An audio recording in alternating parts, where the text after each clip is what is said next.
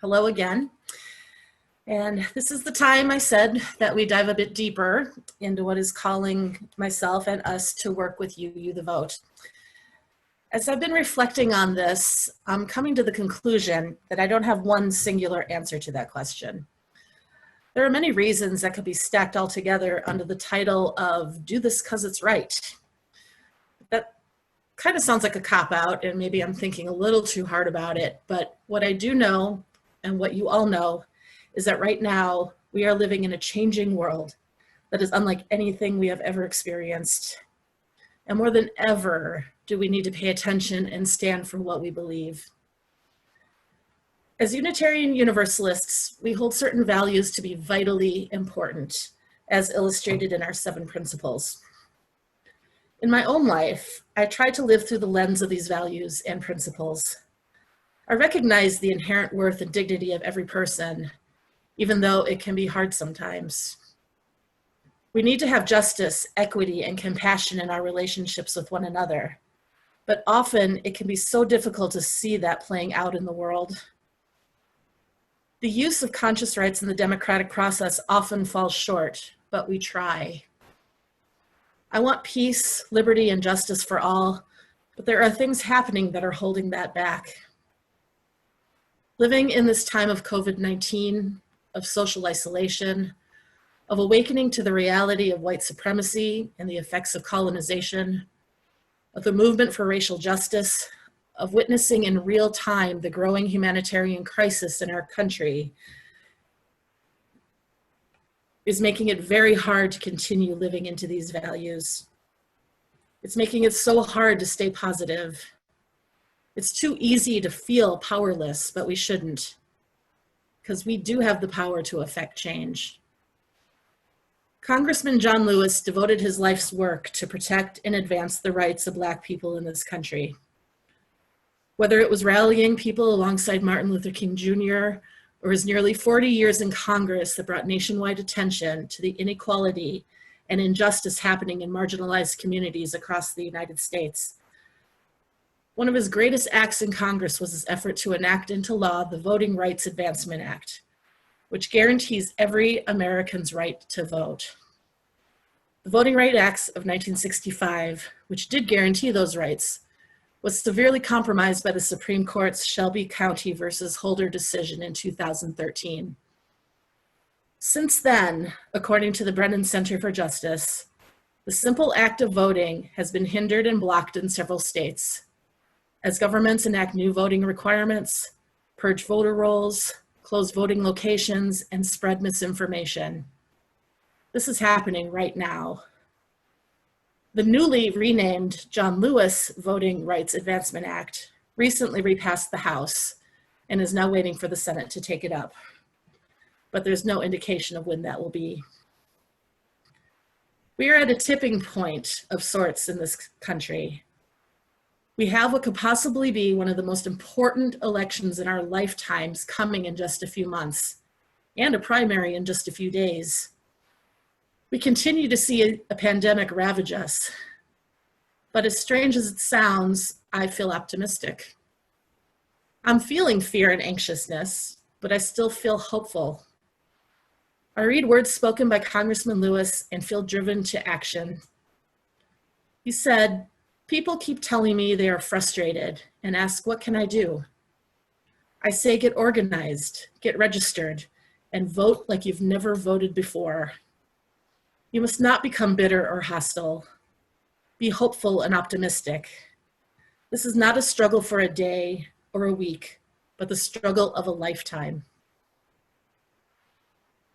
Yes, we are deep into the struggle, but my lifetime and your lifetime are worth struggling for.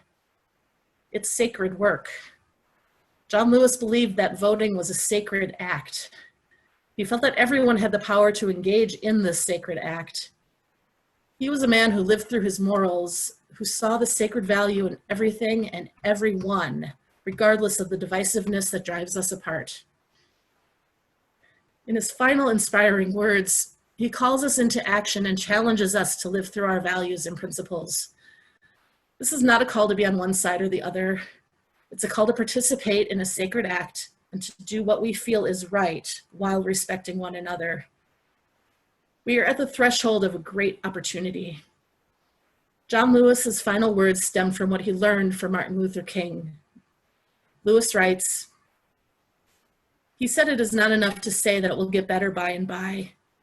He said each of us has a moral obligation to stand up, and speak out. When you see something that is not right, you must say something. You must do something. Democracy is not a state, it is an act, and each generation must do its part to help build what we called the beloved community, a nation and world society at peace with itself.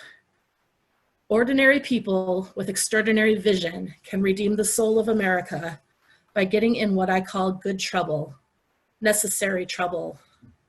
Voting and participating in the democratic process are key. The vote is the most powerful non-violent change agent you have in a democratic society. You must use it because it is not guaranteed. You can lose it. You must also study and learn the lessons of history because humanity has been involved in this soul-wrenching existential struggle for a very long time. John Lewis calls on us to answer the highest calls of our heart and to stand up for what we truly believe in. Voting is not the only sacred action I'm standing for, but it's very present. I'm standing up for all of us who want to get into good trouble. And I suppose that's my final answer about why I'm doing this work.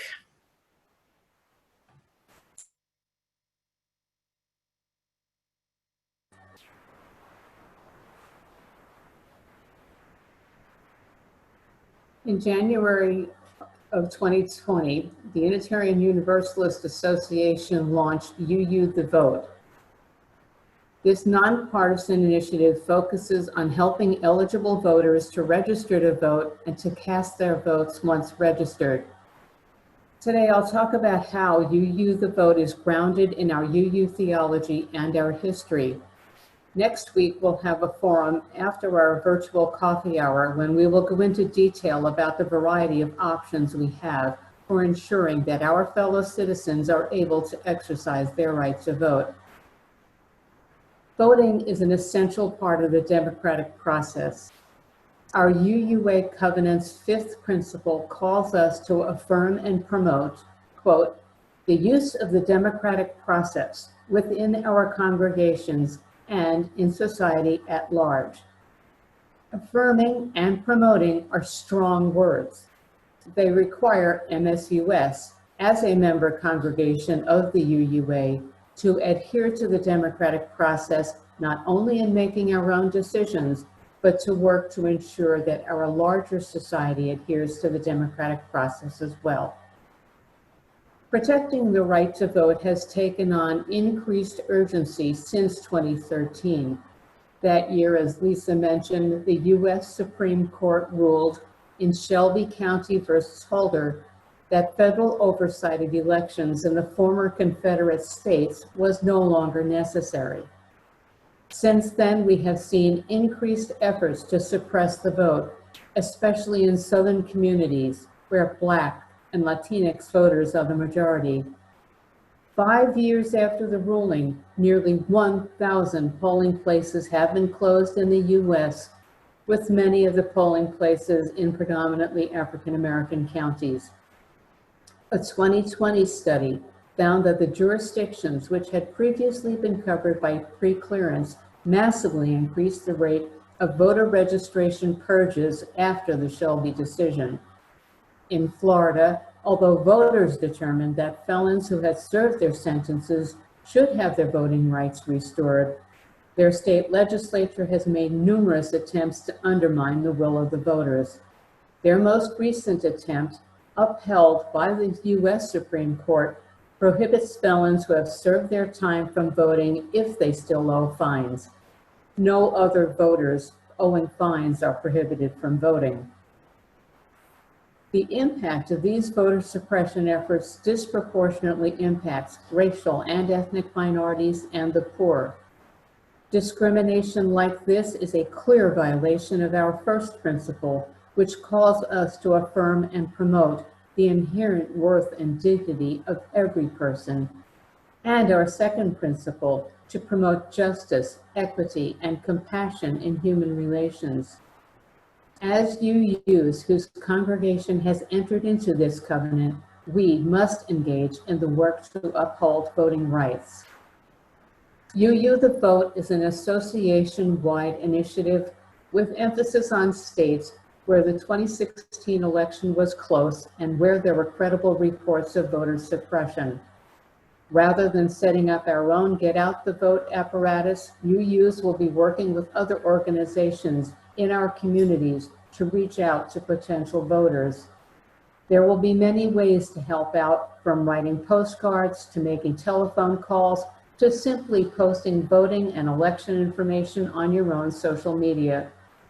Karen Wills, our executive director for the Minnesota UU Social Justice Alliance, Moose Jaw, is leading our local effort, and she's joined us today. UU the Vote does not support or oppose any political party or candidate. We know that UUs don't agree on everything. Further, it is not appropriate for a religious body to engage in backing candidates or political parties. UUA leadership has reviewed UU the Vote activities with legal counsel to ensure that we do not violate laws governing nonprofits, and we will be cautious to stay steadfastly nonpartisan. I've made a few personal commitments to support UU the Vote. I decided, after some consideration, to serve as an election judge again this year. Given the coronavirus pandemic, this is risky, I know. However, I thought about how my father, at age 18 in 1943, joined the U.S. Navy. He sailed on ships in the Pacific, despite the risk that his ship might be torpedoed or struck by kamikaze pilots. If he could take that risk, I can wear a mask for 15 hours and work behind a plexiglass shield to help voters cast their ballots. I will also be writing postcards and letters to voters. I hope that each of you will join me in doing what you can to affirm and promote the democratic process. Our UUA president, Reverend Susan Frederick Gray, has said, "For Unitarian Universalists, UU the Vote is faithful, moral action because democracy and the right of all people to have a voice and a vote are at the very heart of our 7 principles. This work is about the inherent worth and dignity of every person. It is about restoring right relationship with the planet. It is about our commitment to justice and equity for all people. We are called to courageously embody the deepest values of our faith with our hearts, bodies, and spirits, while building toward an abundant future in which all are free and flourishing." So I joined the Board of Trustees along with Lisa and the program staff yesterday for our annual board retreat. That title, retreat, always feels like a misnomer. Instead of retreating, we make space and time to learn and reflect and grapple with important realities of the church community and set a course for the future. In preparation for our time together, Katie, the board vice president, provided summaries of conversations that occurred this past spring. And Lynn, the board president, shared data from our survey that was offered last May, reflecting on our vision statements. You'll hear more from the board early fall. They are thoughtful, committed, deep, and an insightful group of leaders. You are in good hands. But what I want to reflect on for a brief moment is what many of you articulated in those conversations and surveys. It's what I've heard since I've been here, and I have no doubt it existed prior to my arrival 4 years ago. There is a real disconnect between what many of you wish our justice work would look like and where we actually are. We are a church of generous souls, and in the past, our justice work has come in the form of service. Meals on Wheels, contributions to SECA, the Southern Anoka Community Assistance, consistent collections for Alexandra House, Minnesota UU Social Justice Alliance, Black Lives UU, and Fridley Public Schools, to name a few. Consultants who have led board and congregational discussions over the past few years suggest that we go into the community and we ask people what they know about MSUS in order to gauge our impact. My guess is that most people at the local cafe would not know us, but I want you to know that all of the organizations I just cited would. For example, SECA has MSUS printed in their brochure under the paragraph about community partners. We have made an impact through our contributions, yet this sort of service and financial support generally creates the means for other people to get things done versus having us stretch ourselves in the often uncomfortable work of justice building. What was voiced in conversations in the survey was a desire to make a broader impact as a collective group, wanting to help fix injustices, and a desire to be called outside of our comfort zones and practice courageous love. I've shared before that a professor of mine in seminary suggested asking the question of his congregation, "What keeps you up at night?" He thought that the answer to this question would be a means to discovering what kind of social action the church should focus on. But you, dear people, are kept up at night by all sorts of concerns for our cities, for our country, our world, for each other, and for the earth. Church consultants Alice Mann and Gil Rendell, in their book called Holy Conversations, Strategic Planning as a Spiritual Practice for Congregations, write of that sense of compelling purpose, which they refer to as a call. They continue, a person or people feel called to do something, not because they agree to do something, but because they would feel unfaithful if they did not. I think that warrants repeating. A person or people feel called to do something, not because they agree to do something, but because they would feel unfaithful if they did not.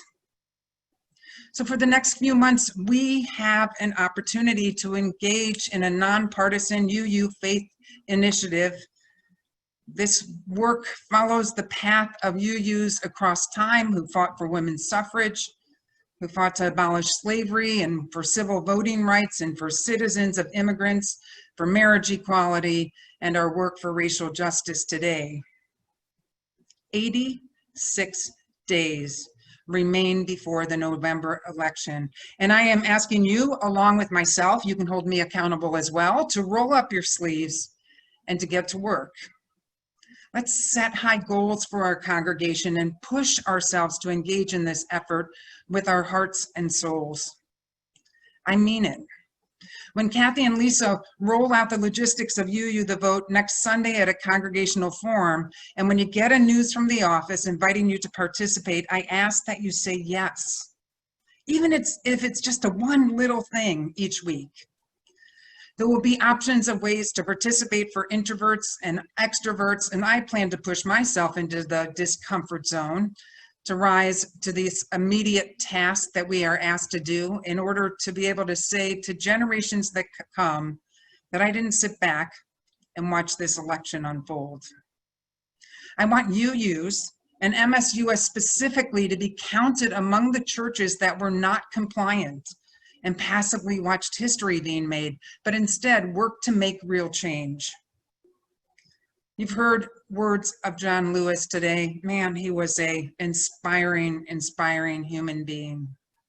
He was a man who never gave up his vision for change. And love was at the core of his faith. It was the light that shined through him when he spoke on the floor of Congress or in other arenas. He, like Unitarian Universalists, believed in creating heaven here on earth. This is our one shot. He also articulated the inherent worth and dignity of everyone, as Kathy spoke of. He refused to believe that those in power were any better than our neighbors. And he fought tirelessly with courage to bring equality to this country and to realize our potential as a nation. His words from a book called Across the Bridge, Life Lessons and a Vision for Change are that love we are able to feel towards one another today across communities and cultures, even though it may only be a trickle from a dam that still needs to be released, cannot easily be shaken. Some people want to turn back, but it will not be easy to turn off the spigot and retract the waters that have flowed into human hearts easily. That love is so much closer to the truth of who we really are as a people and as a nation, and that love is here to stay. The more we focus on it and live in its truth, the greater our light will shine as a nation. We can find our natural place as leaders in the world community that has rejected the illusion of separation and responds with the power of love. He never let go of love, and nor should we.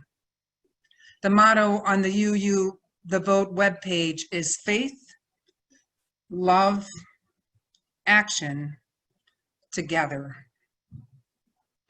I know you may be weary of hearing calls for participation, so think of this as just a little trial run to see just what amount of impact this little congregation that could, as one of you referred to it, can make in this election cycle. I'm in 100% for the next few months.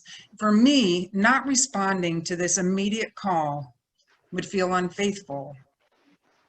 As a woman of faith, fueled by love, I won't sit this one out, and I hope you won't either. Amen.